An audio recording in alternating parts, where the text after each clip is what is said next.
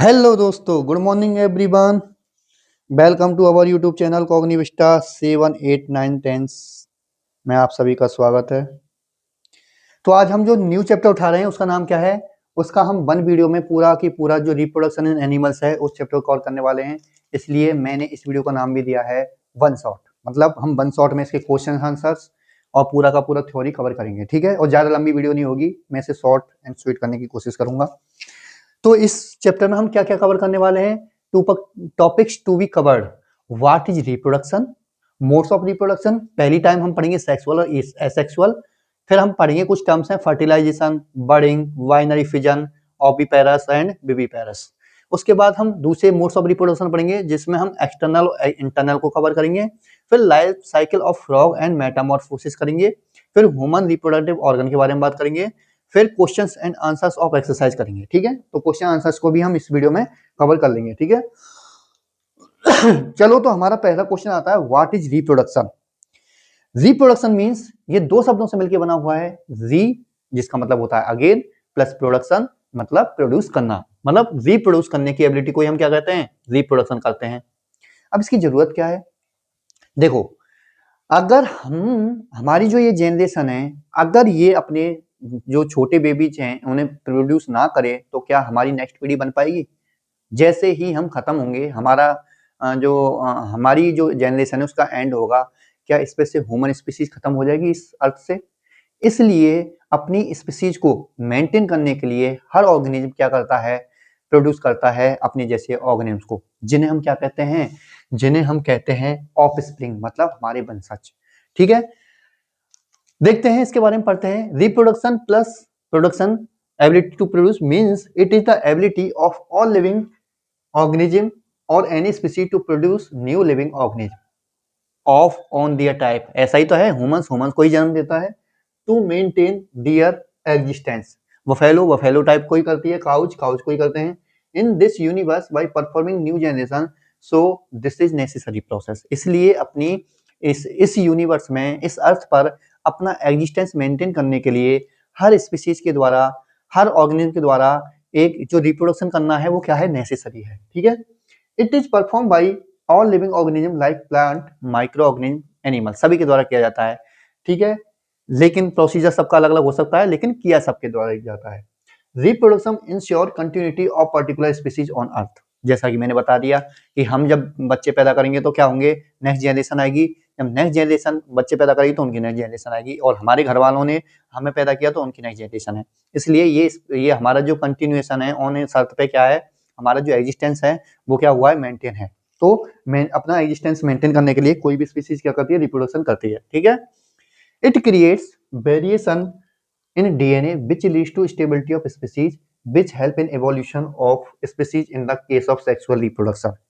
देखो, इसके बारे में बात जब मैं सेक्सुअल को पढ़ाऊंगा ना तब बात करूंगा, ठीक है। ये लाइन मैं वहां एक्सप्लेन करने वाला हूँ।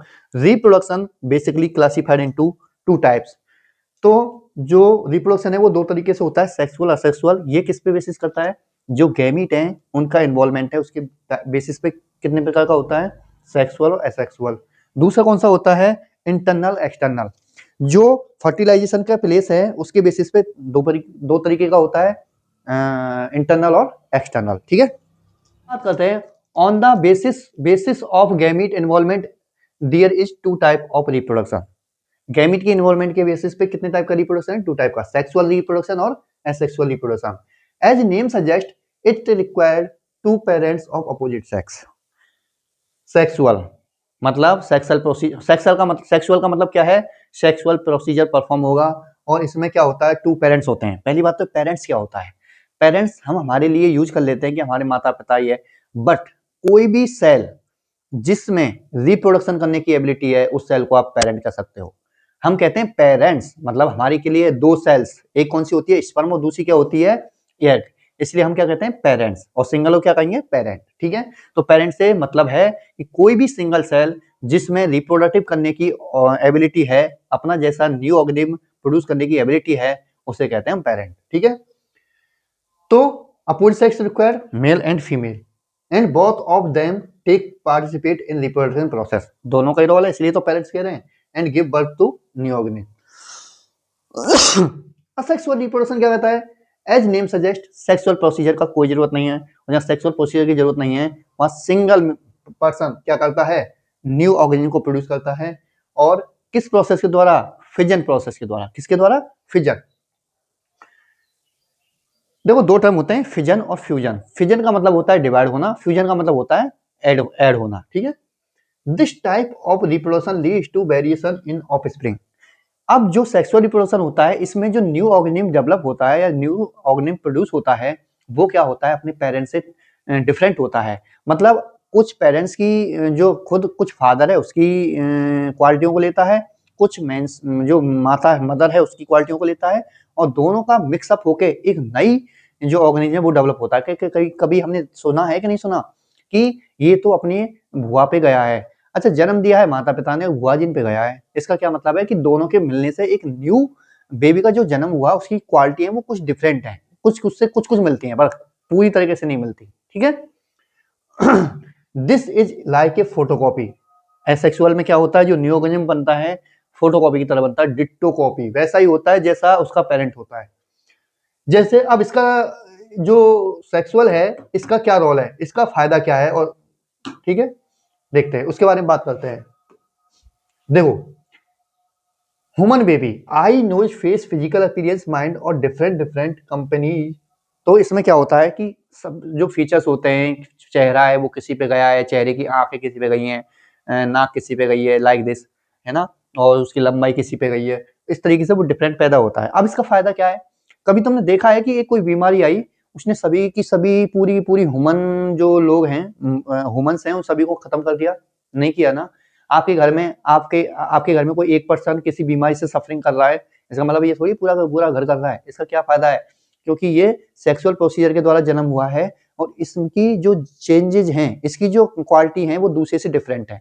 तो इसमें क्या होता है? इसका ये फायदा है कि सस्टेन स्टेबिलिटी बढ़ती है और वेरिएशन की वजह से बढ़ती है, क्योंकि आपका भाई या आपकी बहन आपसे अलग है और उसमें वेरिएशन है, इसलिए वो सेम बीमारी जिससे तुम अफेक्ट हुए हो उससे वो नहीं अफेक्ट हुआ। इससे क्या होगी? स्टेबिलिटी बढ़ती है। और आपने देखा होगा कि एक कंपनी है, मतलब एक किसी कंपनी के किसी मोबाइल में कोई डिफेक्ट है और कोई दूसरी कंपनी के मोबाइल में कोई डिफेक्ट मिलेगा क्या? नहीं। इसका क्या मतलब है कि डिफरेंट कंपनियां अपना अपना अलग है, लेकिन एसेक्सुअल का क्या रोल है इसका बताता हूं। इससे बिल्कुल फोटोकॉपी होता है। अब मान लो सभी आपका, अगर आपने किसी एक गलत पेज की फोटोकॉपी करवा ली तो उस गलत पेज से की गई सभी फोटो की कॉपी क्या होती हैं? गलत हो जाती हैं। ऐसे ही अगर किसी ब्रांड का एक जो मोबाइल है उसमें कोई डिफेक्ट है, सेम उस ब्रांड के सभी मोबाइल में सेम डिफेक्ट होगा। तो जो असेक्सुअल होता है उसका ये रोल होता है, उसका ये नुकसान है। अब तुमने देखा होगा, इसका और अच्छे से एग्जांपल बताता हूं। जब एक टाइम आता है जब जो मॉस्किटोज होते हैं वो बहुत ज्यादा हो जाते हैं, इतने ज्यादा हो जाते हैं कि तुम लोग ऑल आउट वगैरह से भी कंट्रोल नहीं कर पाते।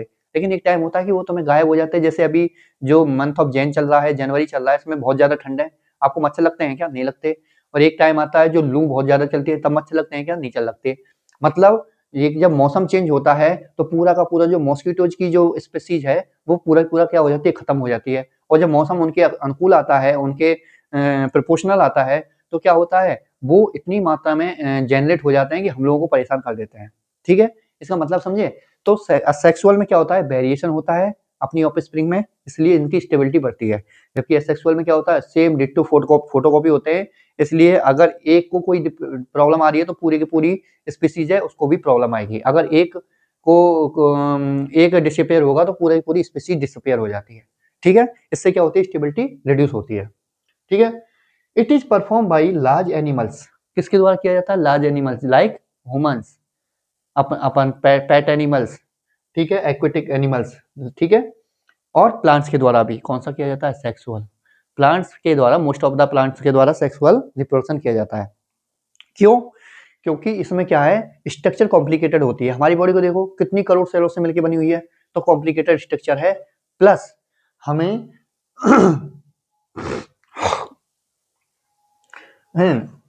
प्लस हमें नंबर कम रिकॉर्ड होते हैं, इसलिए पूरा प्रोसीजर एक लंबा प्रोसीजर चलता है। जैसे एक बेबी को जन्म देने के लिए क्या करते हैं? पूरा परिवार कितना प्रिपेयर करता है कि माँ का अच्छे से ध्यान रखो, इतनी स्कीम चलाई जाती है कि माँ को अच्छे से ध्यान रखो, फिर उसका बच्चा भी हेल्दी हो।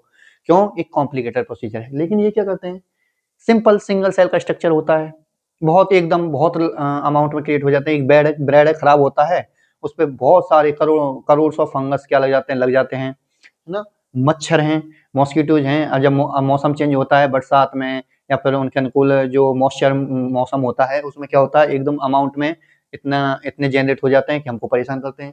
तो क्या होता है, सिंगल सेलुलर की सिंपल स्ट्रक्चर होती है, इसलिए लार्ज नंबर में प्रोड्यूस, इसलिए किसमें लार्ज नंबर में प्रोड्यूस होते हैं, जबकि इनकी स्ट्रक्चर कॉम्प्लिकेटेड होती है लेकिन नंबर ऑफ रिक्वायरमेंट कम होती है। ठीक है, अब देखो पेरेंट्स क्या होता है, पेरेंट का मेन बता दिया, पेरेंट का वही मीनिंग है कि कोई भी सेल अगर उसमें रिप्रोडक्शन की एबिलिटी है तो उसे हम क्या कहेंगे, पेरेंट्स, क्योंकि हमारे फादर और मदर में किसकी एबिलिटी है, रिप्रोडक्शन, उन्होंने हमें प्रोड्यूस किया है, इसलिए हम उन्हें क्या कहते हैं, पेरेंट्स।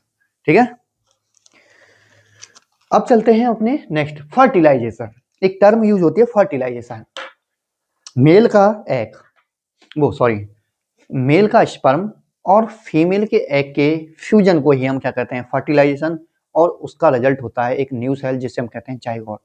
ये जाइगोट क्या करती है, इस जाइगोट में अब वो अपने आप को ब्रेक एंड एम्बिडेट करने की क्या होती है, कैपेबिलिटी होती है, और जो धीरे धीरे करके क्या डेवलप करता है, एम्ब्रियो। और वही एम्ब्रियो जब फुली डेवलप हो जाता है तो कहलाता है फोइटस, और जन्म के बाद वो कहलाता है बेबी। ठीक है, तो क्या हुआ देखो, स्पर्म ने एग को क्या किया, हिट किया, एग और स्पर्म हिट हुए तो क्या बन गया, जाइगोट। अब इस जाइगोट का क्या हो रहा है, ये फर्टिलाइजेशन हो गया है, अब ये जाइगोट क्या हो रहा है, एम्बिडेड हो रहा है और एम्बिडेड होके क्या बन रहा है, एम्ब्रियो। इसमें देखो इस की स्ट्रक्चर उतनी क्लियर नहीं है, लेकिन इसमें पूरी स्ट्रक्चर क्लियर है, इसलिए इसे क्या कहते हैं, फोइटस कहते हैं। और जब इसका जन्म हो जाता है तो उसी फोइटस को क्या कहते हैं, फीटस को क्या कहते हैं अपन, जब इसका जन्म हो जाता है तो इस फीटस को ही अपन क्या कह देते हैं, बेबी कह देते हैं। ठीक है, अब बात करते हैं हम नेक्स्ट। हाँ देखो, फर्टिलाइजेशन किसकी थी, हम ह्यूमंस की, जो सेक्सुअल रिप्रोडक्शन कर सकते हैं उनमें क्या कैपेबिलिटी होती है, फर्टिलाइजेशन की। अब जो असेक्सुअल करते हैं वो सेक्सुअल कैसे करते हैं, फोटोकॉपी की तरह। क्या करेंगे, पहले हम हाइड्रा की बर्निंग को समझते हैं। ये हाइड्रा है, हाइड्रा था, इसकी बॉडी पे एक स्मॉल सी स्ट्रक्चर डेवलप हुई। ठीक है, जब स्ट्रक्चर डेवलप हुई तो ये स्ट्रक्चर धीरे धीरे ग्रो कर रही है और एक बड़ मतलब एक स्मॉल सा पार्ट बन के निकल रही है। अब ये धीरे धीरे डेवलप होके क्या होगी, डिटैच हो जाएगी और एक न्यू हाइड्रा बन जाएगा। ठीक है, इस छोटी सी स्मॉल स्ट्रक्चर को क्या कहते हैं, बड़, और इस बड़ के डेवलपमेंट से हाइड्रा का बनना क्या कहलाता है, बडिंग कहलाता है। ठीक है, तो हाइड्रा में क्या होती है, बडिंग होती है, और ये किसका एग्जांपल है, एसेक्सुअल टाइप का क्या है, रिप्रोडक्शन है। दूसरा है बाइनरी फिजन। देखो जो जाइगोट बनने की तक की प्रोसीजर है ना, वो है फर्टिलाइजेशन। बाकी का, और जाइगोट क्या होती है, सिंगल सेल। बाकी का क्या होता है, जो फिजन, जो जाइगोट है वो क्या करती है, बाइनरी फिजन करती है और एम्बेडेड होके एम्ब्रियो बनाती है। अब यही प्रोसीजर क्या करते हैं, जो सिंगल सेलुलर होते हैं, हम इसमें एग्जांपल पढ़ रहे हैं अमीबा का। अमीबा क्या है, one of the micro organism है, सिंगल सेल से बना हुआ है। इसलिए सिंगल सेल क्या करेगी, इसका जो न्यूक्लियस है वो ज्यादा डेवलप हो रहा है, फिर ये इतना डेवलप हो रहा है कि ये दो न्यूक्लियस में टूट गया है। जब दो न्यूक्लियस हो गए हैं तो दो सेल भी चाहिए, इसलिए आगे चल के क्या हो जाएगी, दो सेल में डिवाइड हो जाएगा। इसलिए क्योंकि डिवाइड होने के बाद टू पार्ट्स में ब्रेक होता है, इसलिए उसे क्या कहते हैं, बाइनरी फिजन कहते हैं। ठीक है, अब हम बात करेंगे basis on the place of reproduction. Reproduction जो फर्टिलाइजेशन का प्लेस है ना, उसके बेसिस पे जो रिप्रोडक्शन है वो टू टाइप का होता है, इंटरनल और external. Fusion of sperm egg take place inside the female body which is result into the formation of new cell, also zygote। Fertilisation कहाँ हो रहा है, human body, human body means female की body में, है ना। This process also called fertilisation. तो वो स्पर्म और एग के मिलने को ही क्या कहते हैं, फ्यूजन, और फ्यूजन से ही क्या, उस फ्यूजन को ही क्या कर सकते हैं, फर्टिलाइजेशन, और रिजल्ट में क्या मिलता है, जाइगोट। तो ये जो प्रोसीजर है कहाँ हो रहा है, ह्यूमन बॉडी के अंदर, इसलिए हम क्या करें, इसे इंटरनल कह रहे हैं। एक्सटर्नल में क्या होता है, fusion of sperm egg take place outside the body. मतलब हम इसका एग्जाम्पल पढ़ेंगे फ्रॉग के केस में। फ्रॉग अपना जो फर्टिलाइजेशन है वो कहाँ करते हैं, वाटर में करते हैं। तो जो फर्टिलाइजेशन का प्रोसीजर है वो कहाँ होता है, वाटर में होता है। रिप्रोडक्शन ह्यूमंस एग्जांपल पढ़ रहे हैं, इंटरनल कहाँ होता है, ह्यूमंस में, प्लांट्स में, और एनिमल्स भी करते हैं। लेकिन एक्सटर्नल क्यों करते हैं, रिप्रोडक्शन एक्वेटिक एनिमल्स जो फर्टिलाइजेशन के लिए मीडियम चूज करते हैं वो क्या होता है, वाटर होता है। ठीक है, अब हम बात करते हैं आगे। हाँ, क्योंकि मैंने बताया था कि जो एक्सटर्नल फर्टिलाइजेशन है उसके लिए मैं फ्रॉग की रिप्रोडक्शन साइकिल को पढ़ाना चाहूंगा। देखो क्या होता है कि एक टाइम आता है, तुमने देखा होगा कि जब बारिश का मौसम होता है तो आपको हर जगह क्या होता है, फ्रॉग्स, सड़क पे फ्रॉग्स, किसी भी ग्राउंड में फ्रॉग ही फ्रॉग दिखते हैं। ऐसा क्यों? क्योंकि ये जो फ्रॉग हैं अपना जो रिप्रोडक्शन करते हैं वो कहाँ करते हैं, वाटर में करते हैं। अब क्या करते हैं, इसलिए मतलब जहाँ वाटर है वहाँ फ्रॉग अपना रिप्रोडक्शन कर सकते हैं। और बारिश के मौसम में क्या होता है, हर जगह पानी पानी दिखता है, इसलिए ये हमें हर जगह दिखाई देते हैं। अब क्या होता है कि जो फीमेल लार्वा है, पहली बात तो उस टाइम तुमने इनकी आवाज भी सुनी होगी, ये एक आवाज निकालते हैं, उससे जो मेल रिप्रोडक्शन, जो मेल फ्रॉग है वो कहता है I am ready for reproduction. उस सिग्नल के बाद जो फीमेल फ्रॉग है वो क्या करती है, अपने एग रिलीज कर देती है। और इन एग के नंबर्स कितना होता है, इन एग्स का नंबर होता है 2000 to 10,000। उन्हें कहाँ रिलीज कर दिया, वाटर में। ये बहुत ही डेलिकेट होते हैं, मतलब ब्रेक हो सकते हैं, इतने सॉफ्ट एग होते हैं, इसलिए इनको एक जेली लाइक लिक्विड, इसलिए ये जो फीमेल फ्रॉग होती है एक जेली लाइक लिक्विड रिलीज करता है जो इन एगों को क्या रखता है, एक साथ रखता है, एम्बेडेड रखता है और प्रोटेक्ट रखता है। अब क्या करेगा, मेल स्पर्म जो फ्रॉग है वो भी अपने स्पर्म वाटर में रिलीज कर देगा। अब वाटर के थ्रू ट्रेवल करके ये जो स्पर्म है ये इन एग के पास पहुंचेंगे और इनको हिट कर देंगे। क्या बन गया, जायगोट। जायगोट धीरे धीरे डेवलप होता है ना, धीरे धीरे डेवलप होता है और क्या बन जाता है, अर्ली टेडपोल, जिसे हम लार्वा भी कहते हैं।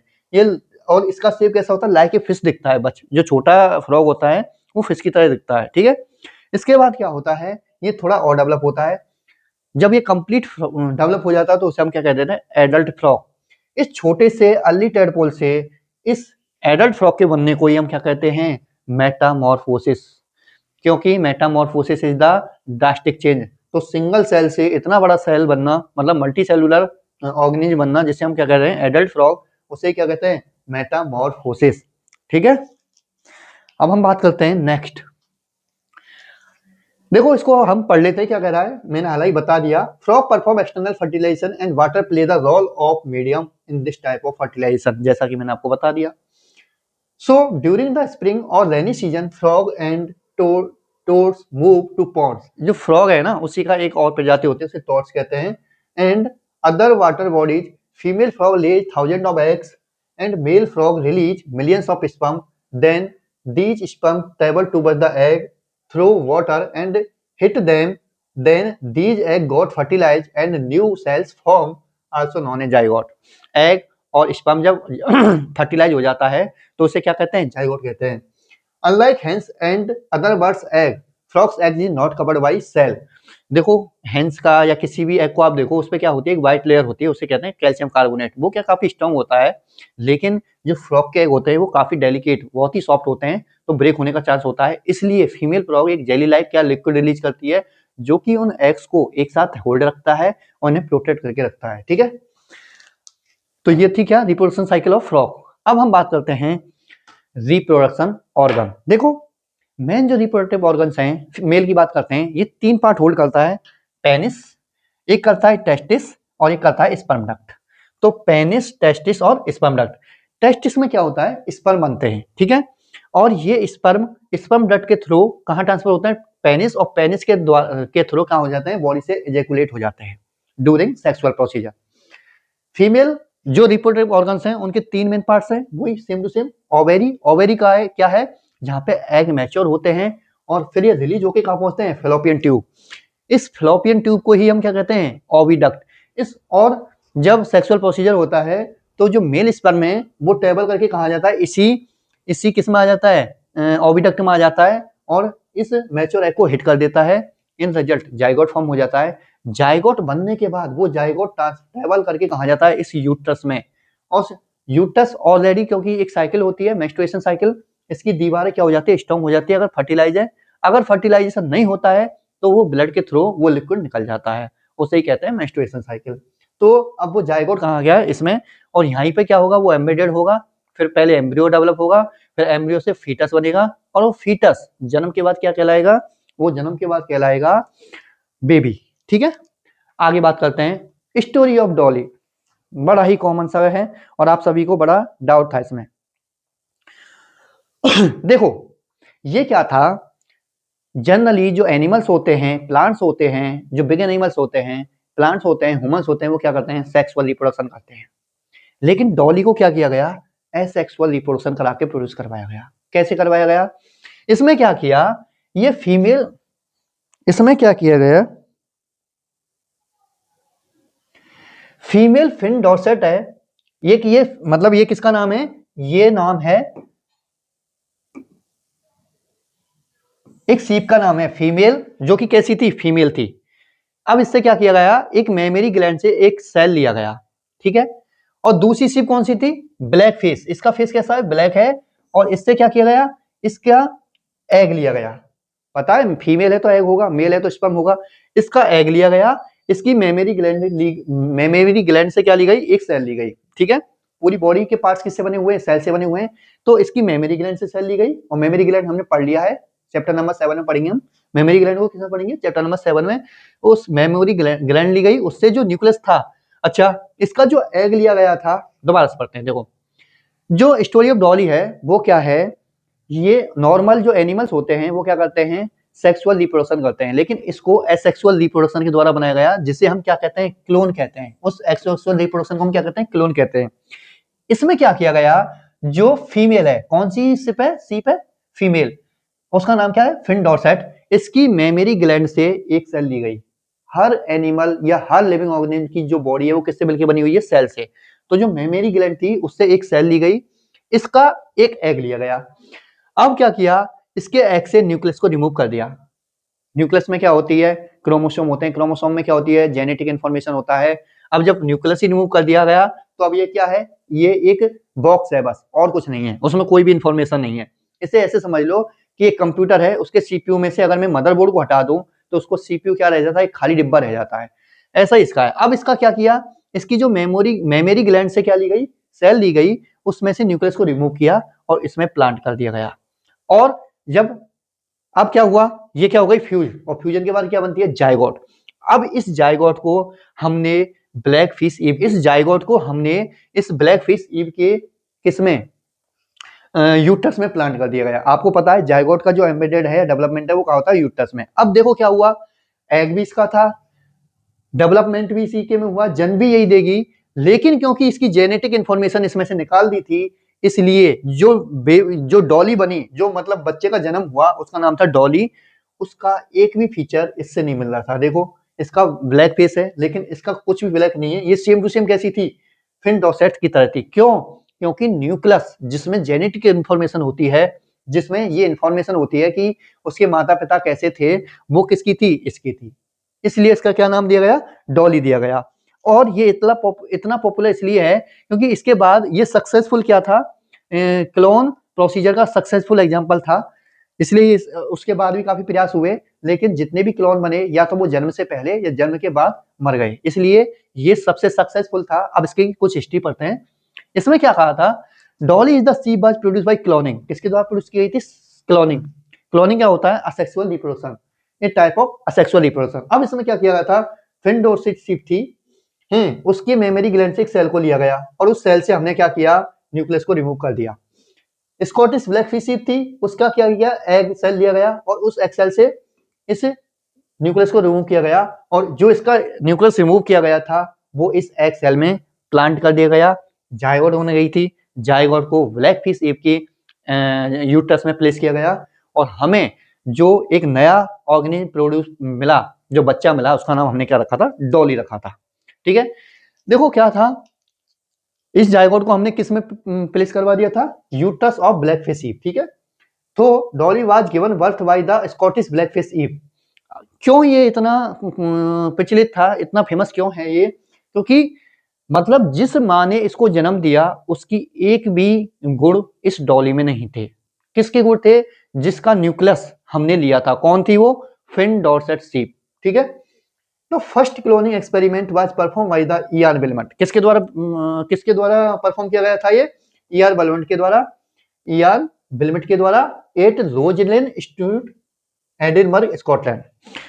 तो ये किसके द्वारा परफॉर्म किया गया था, इयान बिलमट, जो साइंटिस्ट का नाम था वो थे इयान बिलमट, और कहां पे किया गया था, रोजलिन इंस्टीट्यूट इन एडिनबर्ग, और कहां पे स्कॉटलैंड में। इट वॉज बॉर्न ऑन 5 जुलाई 1996। ये कब जन्म हुआ इसका? 5 जुलाई 1996। It died on 2003 due to certain lungs disease.